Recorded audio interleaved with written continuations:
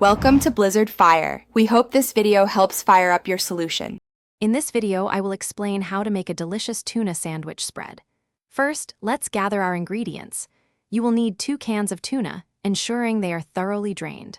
Also, have ready about 1/4 cup of mayonnaise, 1 tablespoon of sweet relish, and 1/4 cup of finely chopped celery. Don't forget a pinch of salt and pepper to taste. These simple items are the foundation for a fantastic spread. Now that you have your ingredients, let's prepare the star of our spread, the tuna. Carefully open your 2 cans of tuna and make sure to drain all the liquid completely. This step is crucial for preventing a watery spread. Once drained, transfer the tuna to a medium-sized bowl. Use a fork to gently flake the tuna, breaking it into small, consistent pieces. We want a nice, even texture throughout our spread.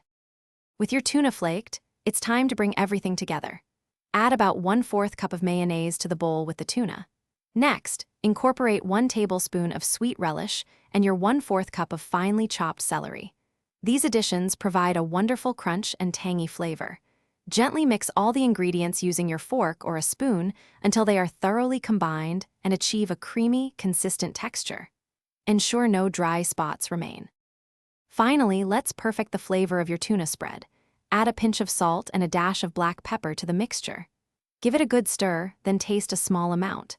This is your chance to adjust the seasonings. Feel free to add more salt, pepper, or even a bit more relish if you like.